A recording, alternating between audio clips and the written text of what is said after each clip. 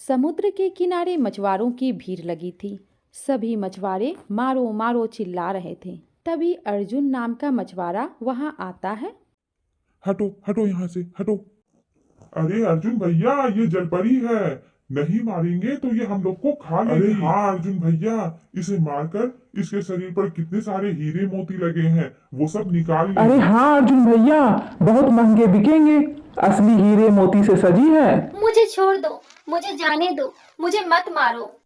अगर किसी ने भी इसे हाथ लगाने की कोशिश की तो वो मेरे हाथों से जिंदा नहीं बचेगा।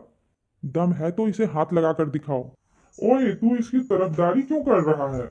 इसे बचा क्यों रहा है? इसकी तरफदारी क्यों कर रहा है? क्या लगती है ये तुम्हारी? इसे नहीं बचा नहीं तो पछताएगा तू भैया। हट जा हमारे सामने से और जलपरी को हमारे हवाले कर दे। कोई नहीं लगती है मेरी। रुको, अभी बताता हूँ। अर्जुन के हाथ में एक चाकू था। वो अपना अंगूठा काटकर अपने खून से जलपरी का मांग भर देता है।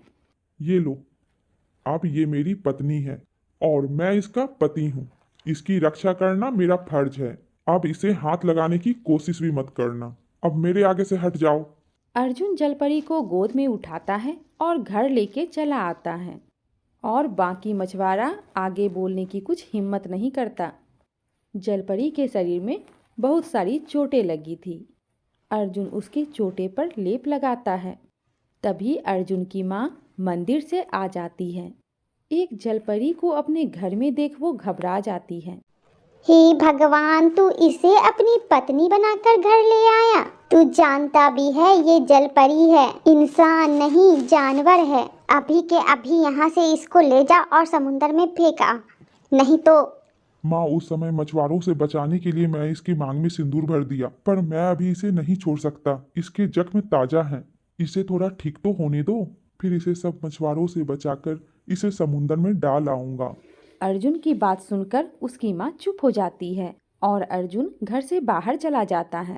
अरे हम तो रूखी सूखी खा लेंगे, पर इसे क्या खिलाऊं? माँ जी, आप मुझे कुछ भी दे दीजिए, मैं खा लूंगी। मैं जानती हूँ आपको मेरे कारण बहुत तकलीफ हो रही है। मुझे लगता है मुझे यहाँ से जाना चाहिए। हिम्मत है तुम में उठने की जो तुम पानी में तैर पाओगी। चुपचाप लेटी रहो। मैं इतनी भी निर्दयी नहीं हूँ कि इस हालत में तुम्हें समुद्र में फेंक आऊं।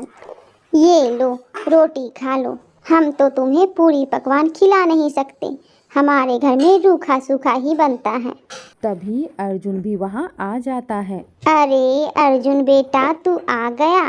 तेरा मुंह क्यों लटका है? माँ, मैं मछलियाँ बेचने गया था, लेकिन सभी मछुआरों ने मुझे वहाँ बैठने से मना कर दिया। वे सब कह रहे हैं कि मैं उन सब के खिलाफ गया हूँ। वो मुझे वहाँ मछलियाँ बेचने नहीं दे रहा। वो सब एक हो गए हैं तो मैं कुछ बोल भी नहीं सकता। इसलिए कुछ समझ नहीं आ रहा है कि काम कैसे चलेगा। पता नहीं अब क्या होगा। तूने क्यों सबसे झगड़ा मोल ले लिया? अब तू जल्दी से इसे फिर से समुद्र में फेंका, ताकि तुझसे फिर से सब लोग बात करने लगे। माँ धीरे बोलो, अगर जलपरी सुन लेगी तो उसे अच्छा नहीं लगेगा। जलपरी माँ और अर्जुन की बातें सुन चुकी थी। अर्जुन के स्वभाव को देखकर जलपरी को अर्जुन से प्यार हो गया। अर्जुन जब जलपरी को लेप लगा रहा था तो जलपरी के आंखों से आंसू निकल रहे थे। अर्जुन, तुम बहुत अच्छे इंसान हो। तुमने मेरी मदद की और मेरे मांग में सिंदूर भर के अपनी पत्नी बनाया, तो मैं तुम्हारी मदद करना चाहती हूँ। हे मत्स्य लोके के रिसीवर, मुझे श्राप मुक्त कीजिए। आपने कहा था कि कोई मनुष्य अपनी मर्जी से मुझसे विवाह करेगा तो मैं इस जलपरी का शरीर त्याग कर दूंगी।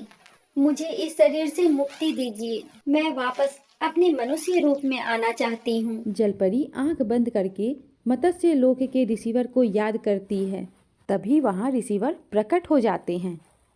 मीना, मैं तुम्हें इस जलपरी के शरीर से मुक्त करता हूँ। तुम वापस मनुष्य रूप में आ जाओगी। मैं तुम्हें अपने श्राप से मुक्त कर रहा हूँ।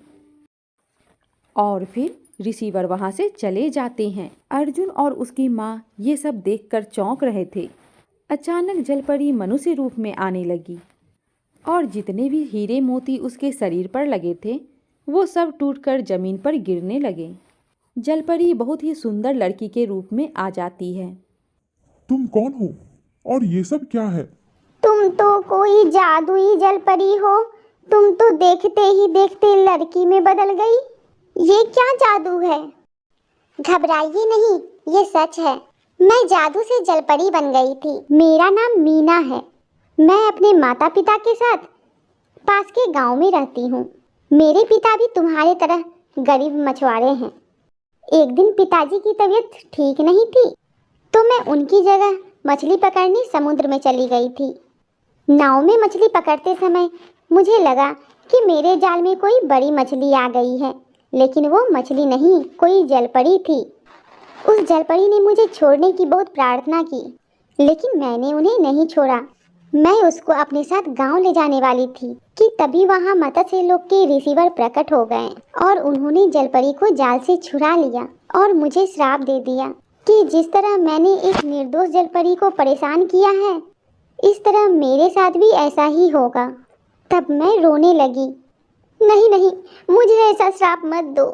मेरे माता पिता मेरी राह देख रहे होंगे, मुझे क्षमा कर दीजिए। रिसीवर, ये कन्या नादान है, इसे क्षमा कर दीजिए। वैसे भी मैं तो सुरक्षित हूँ, कृपया इसे श्राप मत दीजिए। मैं श्राप तो वापस नहीं ले सकता। उसका दंड तो इस कन्या को भुगतना ही पड़ेगा। हाँ, जिस दिन इसे पीड़ित अवस्था में देखकर कोई युवक इसकी सहायता करेगा और इसकी मांग में सिंदूर भरेगा, उस दिन ये श्राप से मुक्त हो जाएगी और फिर ये अपने कन्या रूप में आ जाएगी। और आज मेरा श्राप खत्म हो गया। ये सब तुम्हारे कारण हुआ है अर्जुन। ये मेरे हीरे मोती सब तुम्हारे लिए। ये तुम्हारे बहुत काम आएंगे। मेरे माता पिता मेरी राह देख रहे होंगे। अब मैं चलती हूँ, न जाने उसका क्या हाल हो रहा होगा। पिछले कुछ वर्षों से वो मेरी तलाश कर रहे होंगे। मीना, अब तुम इस घर की बहू हो। हम तुम्हें अकेले नहीं जाने देंगे।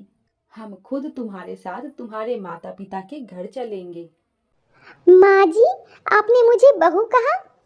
मीना, माँ ठीक कह रही है। तुम मेरी पत्नी हो और इस घर की बहू। अब से तुम मेरे साथ ही रहोगी, इस घर की बहू बनकर। हम कल ही तुम्हारे माता पिता के घर चलेंगे। मीना के रूप में मानो अर्जुन के घर लक्ष्मी का वास हुआ था। अगले दिन मीना के माता पिता के घर जाते हैं। अपनी बेटी को जीवित देखकर मीना के माता पिता के खुशी का ठिकाना न रहा। मीना अपने माता पिता को सारी बातें बताती है और वो अपने बेटी और दामाद को बहुत प्यार करते हैं। कुछ दिन मीना अपने माता पिता के घर रुककर अर्जुन और उसकी माँ के साथ अपने घर लौट आती है।